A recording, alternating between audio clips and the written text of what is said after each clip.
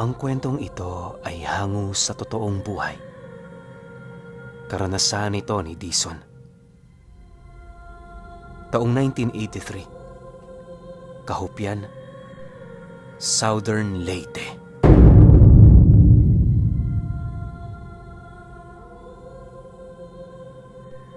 Isa't kalahating dekada na ang lumipas. Magmula noong taong ito, isinilang itong si Dison. Noong inilawal siya ng kanyang ina sa mundo, meron na yung napansing kakaiba sa kanila ng kambal niya. Si Dison ay ipinanganak na isang normal na bata, habang ang kapatid naman niya isinilang nakakaiba. Ayon sa kumadronang nagpaanak sa nanay niya, may hahalin tulad sa isang demonyo ang kakambal niya. Bukod kasi sa meron itong mahabang sungay at buntot, kakaiba rin ang balat nito kung ikukumpara sa mga sanggol na pangkaraniwang isinisilang. Tiyahin ni Dison ang kumadrona ng ina niya, kaya upang hindi na kumalat ang usapin ukol sa kanilang dalawa, nagdesisyon itong isikreto ang tungkol sa kapatid niya.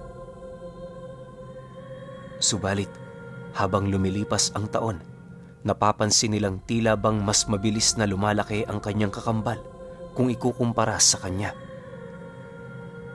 Palagi rin itong nasa tabi niya sa lahat ng oras at pagkakataon.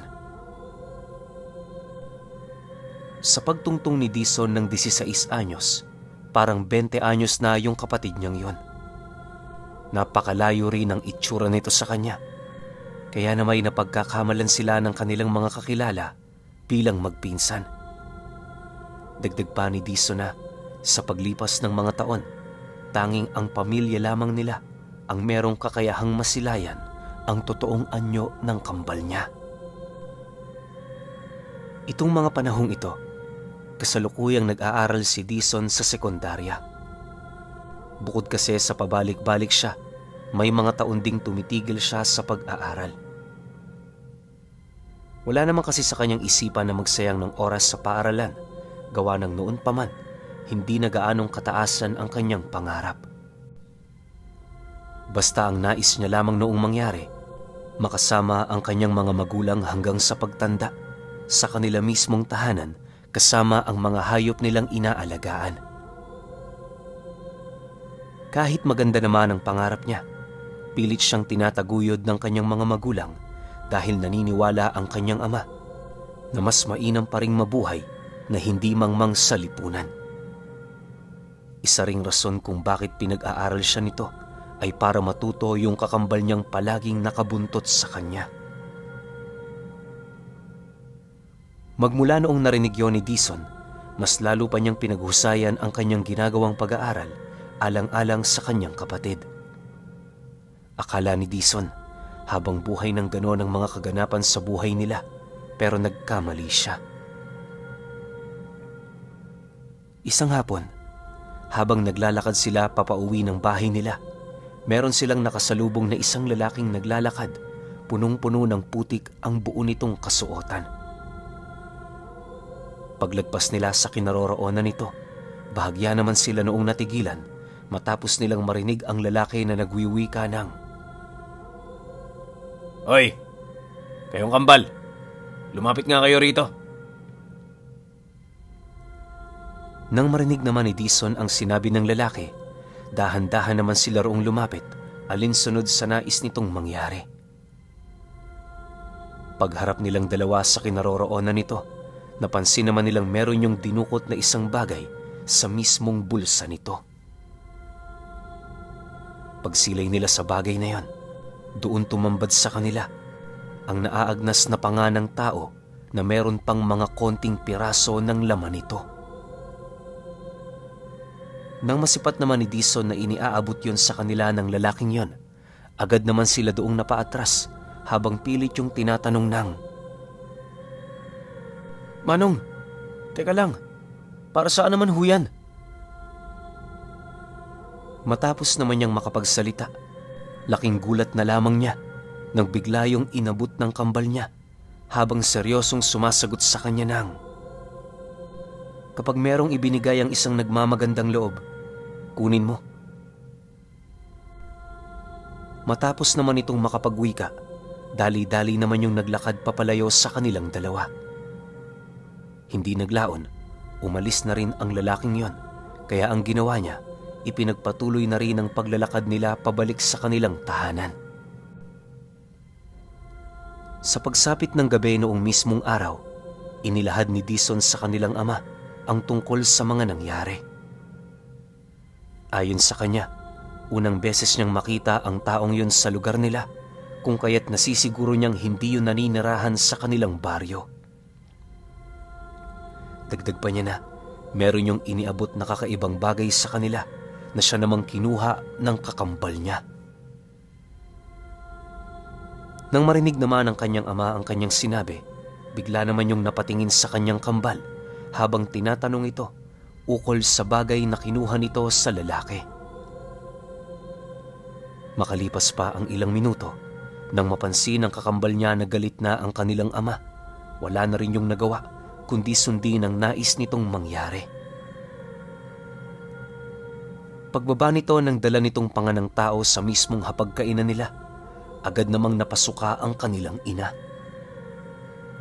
Nang masipat naman yon ng kanilang padre de pamilya, dali-dali naman itong hinawakan ng buto, sabay tapo nito sa labas ng kanilang bahay. Pagbalik nito sa kanilang kinaroroonan, mariin naman sila nitong inabisuhan na iwasan ang lalaking yon kung sakali mang masisilayan pa nila ito sa daan. Matapos naman nilang marinig ang sinabi nito, pilit naman nila yung ipinagsawalang bahala dahil sa isip-isip nila, nagkataon lang ang lahat ng pangyayaring yon. Subalit habang lumilipas ang mga araw, tila bang nagiging madalas na ang pagpaparamdam ng lalaki sa kanila. Minsan, nasisipat niya yon sa kanilang paaralan at may mga pagkakataon namang sumasabay yun sa maraming tao para sila ay masundan. Noong una, inakala ni Dizon na sa kanya yon may kailangan, pero nagkamali siya dahil makalipas lamang ang ilang linggo, muli na naman sila nitong binantayan sa gilid ng daan, bitbit ang isang piraso ng tadyang ng tao na meron pang tira-tirang mga sunog na laman. Pagkaabot nito sa kanyang kapatid, agad naman yung umalis na para bang tanging pakay lamang nito ay maibigay ang ganoong uri ng bagay sa kanyang kakambal. Nang mapagtanto naman ni Dizon ang mga nangyayari, agad naman siyang humanap ng isang lugar para seryosong matanong ang kanyang kapatid ng tungkol sa kaugnayan nito sa lalaking palaging nagpaparamdam sa kanila. Makalipas lamang ang ilang minutong paglalakad, narating na nga nila ang likurang bahagi ng liwasan kung saan wala namang doong gaanong dumaraang tao. Pag-upo niya sa isang maliit na tipak ng troso, walang pagdadalawang isip naman niyang tinanong ang kanyang kapatid ukol sa kaugnayan nito sa lalaki na palagi ritong nagbibigay ng buto ng tao. Nang marinig naman ito ang kanyang sinabi, bigla naman niyang nasipat sa pagmumukha nito ang animoy labis na pangamba at pagkabahala.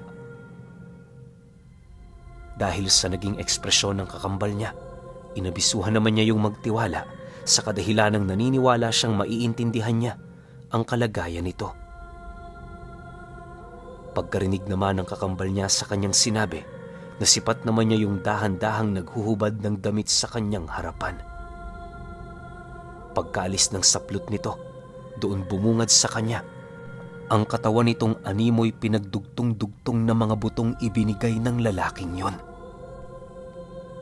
Huwag mo tong ipagsasabi kila tatay. Ikaw lang ang kauna-unahang taong pinagkatiwalaan ko ng sikreto kong ito. Rumurupok na ang katawan ko. Kung hindi ako hihingi ng tulong, baka hindi na ako umabot sa susunod pang taon. Mapalad ka, Dizon, sapagkat ipinanganak kang normal. Samantalang ako, heto, dumidepende sa kalansay ng mga yumao para mabuhay. Seryosong wika ng kakambal niya. Dagdag pa nito na, ang lalaking kanyang inuutusan ay isang balbal. Kaya niya yun napapasunod dahil sa kakayahan niyang naging likas na sa kanya mula noong ipinanganak siya. Pagtatapat pa ng kanyang kapatid, hindi siya susuko sa kanyang buhay hanggat nananatili pang humihinga itong si Dison. Ayon pa sa kanya, yon ang buhay niya, kaya hindi siya makakapayag na mauna ditong mamayapa. Sa pagpapatuloy ng kanilang pag-uusap, doon niya napag-alaman na wala rin palang pinagkaiba sa aswang ang kanyang kapatid. Lahat ng kakayahan ng isang nilalang ay tinatangan din ito, maliban lamang sa pagkain ng tao. Lubos siyang iniiwasan ng kapatid niyang yon sa kadahilan ng wala naman siyang nakikitang kumakain ng tao sa kanilang pamilya. Dahil sa mga sinabi nito, kahit papaano naging kampante naman siya. Sapat nang malaman para sa kanya na walang inaagrabyadong tao itong kapatid niya. Magmula din noong nalaman niya ang tungkol sa bagay na yon, lahat ng ginagawa nitong paraan para mabuhay ay kanyang pinagtatakpan.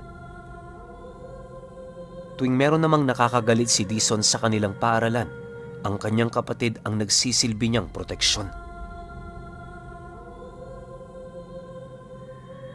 Sa paglipas ng mga taon, nagpatuloy ang kanilang maayos na pagsasama hanggang sa hindi naglaon, napansin niyang kakaiba na ang wangis ng kapatid niya. Paglalarawan niya sa kaanyuan nito, para na yung isang nilalang na pinagbuhol-buhol ng iba't ibang piraso ng tao. Sa sobrang dami ng butong nakakonekta sa katawan nito, hindi na yun gaanong naitatago ng mismong kasuotan nito. Dahil sa ganoong sitwasyon ng kanyang kapatid, nagdesisyon siyang ikubli na muna ito sa kanilang mismong tahanan. Sinubukan niya ring makipagtulungan sa balbal na nagsisilbi nitong tagapaghatid ng mga buto, subalit sa kasamaang palad, iniiwasan lang siya nito. Nang mapagtanto ni Dison na wala na siyang pagpipilian, nagpasya siyang ilahad na yon sa kanyang mga magulang. Isang gabi, habang naghahapunan sila, doon na siya nakakuha ng isang magandang pagkakataon para ilahad ang nangyari sa kapatid niya. Hindi na rin kasi niya noon may pagkakaila ang matinding pagtataka ng mga magulang nila dahil sa hindi na yon gaanong sumasabay kapag kumakain silang magpamilya. Matapos niyang makakain ng hapunan nila, pabulong naman niyang inilahad sa kanyang ama ang kasalukuyang nangyayari sa kanyang kambal. Nang marinig naman ito ang kanyang sinabi, bigla naman yung napatayo sa kadahilan ng hindi nito mawari kung bakit nagkaganon ang kanyang kakambal. Sa tono ng pananalita nito, para na yung duda sa kanya, gawa ng ilang beses siya nitong inabisuhan na wag siyang makikipagbiruan. Dagdag pa ng kanyang ama na isang mabigat na paratang ang ibinabato niya, kaya na may nangangahulugan ito ng isang matibay na pruweba. Dahil sa sinabi nito, agad naman niya yung sinamahan sa ilalim ng papag nila kung saan nagpapahinga ang kakambal niya. Sa pagdating nila sa isang madilim na silid, doon bumungad sa kanila ang wangis nito na halos dumoble na sa dati nitong katawan. Paglalarawan ni Dison sa kakambal niyang yon, may mga gulugod na yung nakabaon sa kalamnan nito at halos wala ka nang makikitang balat sa parte ng leeg nito hanggang bewang. Kita na rin sa kamay nito ang kanyang mga buto na para bang matagal nang patay ang kanyang katawang lupa. Ang mas ikinakabahala pa nila sa lahat ay noong masipat nilang nakaluwa na ang mga mata nito habang abala yun sa pagkain ng kung anong bagay na nababalot sa isang lampin. Nang mapansin naman ng kakambal niya ang kanilang pagdating, dahan-dahan naman yung napatingin sa kanila habang patuloy na tumutulo sa bunganga nito ang napakalapot na kulay puting likido. Nang akma namang papatayo na ang kapatid niya, mahinahon naman yung kinausap ng kanyang ama ukol sa kung ano ang nangyayari rito. Huwag ka na munang gumalaw, anak. Pag-usapan muna natin yan. Bakit mo itinatago sa amin ang kalagayan mo? Kung sana ipinagtapat mo na yan, madali sana natin niyang naagapan. Nanlulumong wika ng kanyang ama sa kakambal niya. Nang marinig naman yon ng kapatid niya, nagpumilit naman yung tumayo sa kabila ng napakataba nitong katawan. Paglapag nito ng lampi na pinagkakaabalahan nitong kainin, doon tumambad sa kanila ang ulo ng bata na halos nasa 2 buwan pa lamang. Lasug-lasug na ang buong katawan nito at sa estado ng bata, nasisiguro nilang nilantakan yon ng kanyang kapatid. Makalipas pa ang ilang minuto nitong pagmamasid, naglakas loob naman yung sumagot sa kanilang padre de pamilya ukol sa sitwasyong kasalukuyan nitong kinakaharap. Noon pa man, Tay, alam niyo nang ganito ako. Hindi ako normal. Pinilit kong dayain ang sarili ko, pero mas lalo lang lumalala ang kinahihinatnan ko. Demonyo ako, Tay. Wala akong pinagkaiba sa mga nilalang na kinakatakutan niyo. Umalis na kayo rito. Baka maabutan pa kayo ng mga kasama ko. Galit na wika ng kambal niya. Dahil sa sinabi nito, wala naman silang nagawa kundi ang sumunod. Pagkaraan pa ng ilang minuto, agad naman silang bumalik sa itaas ng kanilang bahay para pag-usapan ang susunod nilang hakbang. Si Dison naman noon, maiging naghanap ng pwesto sa papag nila upang magawa niyang makita kung sino-sino ang mga itinuturing na kaibigan ng kakambal niya. Sa paglalim ng gabi, habang napakatahimik ng buong paligid, nanatili naman siyang nakaantabay sa papag ng kanilang bahay. Pagtungtong ng 11:00 ng gabi, nang akmang papapikit na ang kanyang mga mata, bigla naman siya noong napamulat dahil doon tumambad sa kanya ang 8 nilalang na merong iba't ibang anyo. Sa wangis ng mga ito, nasisiguro niyang aswang ang mga nilalang na yon. Habang nakatuwad yung naglalakad patungo sa silid na kinaroroonan ng kakambal niya, nasipat naman niya ang tangan-tangan nitong lampin na merong sanggol na umiiyak, subalit nakapagtatakang hindi niya naririnig ang boses nito. Yung tipong nakikita niya yung umiiyak pero tanging pagbuka lang ng bibig nito. Walang tinig o kung ano. Kaya di niya madaling nasilayan ang kalunos-lunos na batang yon ay dahil sa siga ng kanilang gasera na naroon sa kanilang sala. Maya-maya pa, doon niya nasilayan ang kapatid niya na dahan-dahang lumalabas sa silid nito.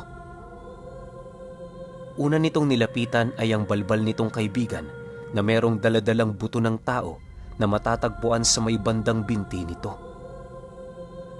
Pagtarak naman ng kakambal niya sa katawan nito ng buto na yon, napaangil lang naman ito habang pinagmamasdan ang pagbaon nito sa kanyang kalamnan. Matapos naman itong gawin ng nilalang, dahan-dahan naman itong nilapitan ng bruha na kasalukuyang nagdadala sa sanggol. Paglapit doon ng kakambal niya, napatakip na lamang ng bunganga itong si Dison matapos niyang makita kung papaano lantakan nito ang sanggol na pilit na nagpupumiglas sa bawat pagbaon ng matatalas nitong ngipin. Dahil sa pangyayaring yon, nagkaroon siya ng isang kaisipan na parabang nagsasabi sa kanyang kahit nasa sarili silang tahanan, hindi pa rin sila ligtas. Halos inabot pa sila ng ilang araw kakaramdam sa kambal niya, masiguro lamang na hindi nito matutunugan ang magiging galaw nila. Nang magkaroon na ng pagkakataon sila Dison, hindi na sila nagdalawang isip pang humingi ng tulong sa kakilala nilang albularyo.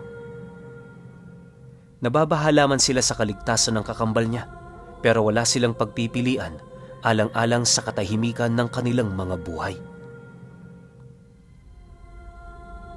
Sa pagsapit ng araw ng Biyernes, pasimple naman siyang pumuslit sa kanilang tahanan para humingi ng tulong.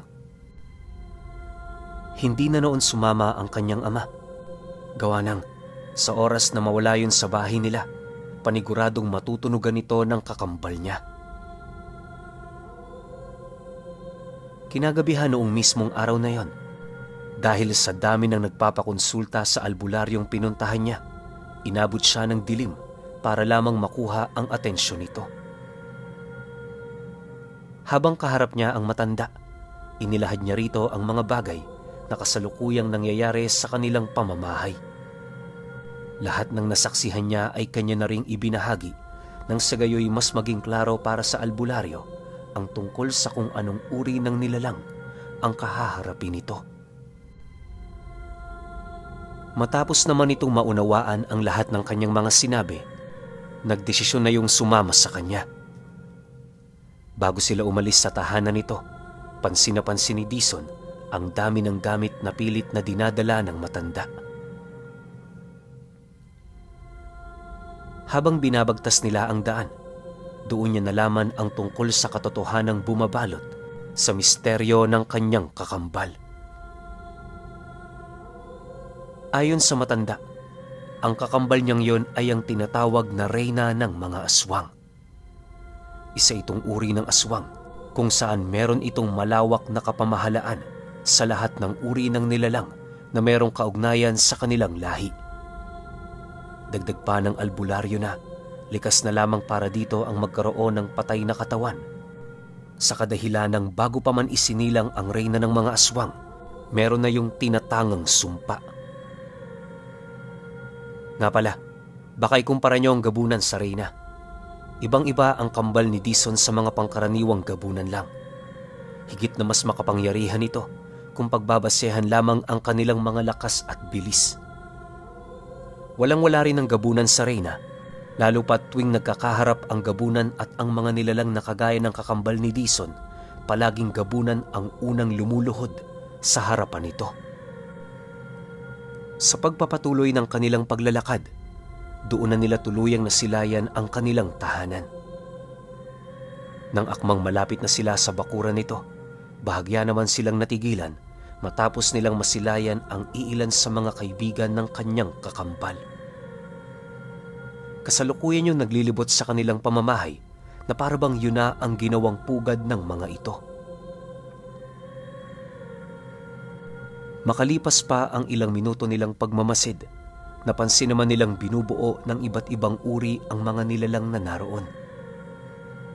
Maya-maya pa, pagsilay ng matanda na maaari na silang makapasok sa bahay nila Dison, agad naman nila yung ginawa.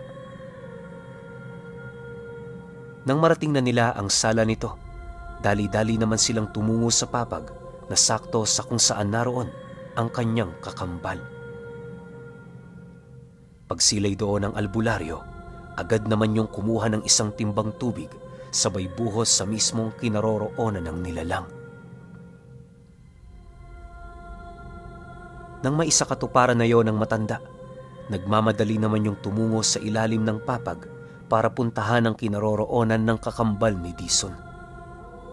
Bitbit ang latigo nitong gawa sa makabuhay, walang takot yung tumungo sa ilalim ng papag para kumprontahin ang mga ito.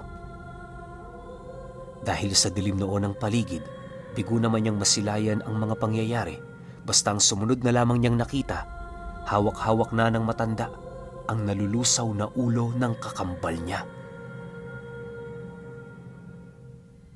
Sa pagbalik nito sa itaas ng bahay nila, narinig na lamang niya ang pagsipulasan ng iba pa nitong mga kasama. Hindi naglaon, agad namang lumapit sa kanila ang kanyang ama na siya namang nautusan ng albularyo para maglibing sa ulo nito. Bago yun tuluyang umalis sa kanilang pamamahay, labis-labis yung nagpasalamat kay Dison. Ayon sa matanda, na kung hindi niya agarang naisumbong ang tungkol sa pangyayaring yon, maaaring buong baryo nila ang maapektuhan nito. Sa oras kasi na hindi mapaslang ang nilalang na yon at kusayong mawala ng buhay sa mismong harapan ng mga kasama nito, sino man ang makakuha ng bertud, magtatanga ng isang pambihirang kakayahan na ultimo ang albularyo, walang abilidad para yon ay mapigilan. Dagdag pa ng matanda na kahit patay na ang kanyang kakambal, kinakailangan pa rin niyang mag-ingat. Heto Dizon, agimat ng Medalya de Milagrosa. Palagi mo yang isuot nang sa gayoy malayo ka sa anumang panganib. Bisitahin mo rin ako sa bahay ko linggo-linggo. Huwag mo yang kakalimutan para naman masubaybayan ko pa rin ang mga galaw sa bahay ninyo. Wika ng albularyo sa kanya. Matapos naman niyang marinig ang sinabi nito, agad naman niyang kinuha ang medalyon nitong iniabot sa kanya.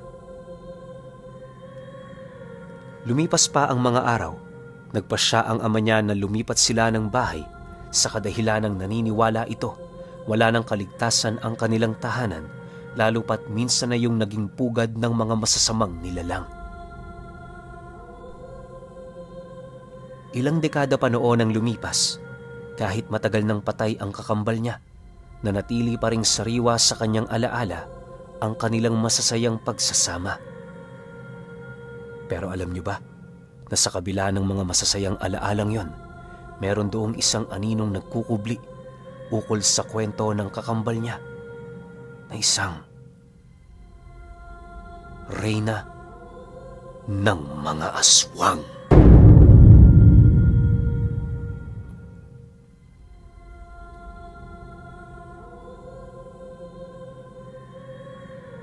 Okay, opinyon ko sa kwento. Unang-unang tanong ko sa kwento nito ni Dizon. Paano ka nagkaroon ng kakambal na aswang? Tapos reyna pa. Ano ba to? Pinagkaloob? Sumpa ng langit?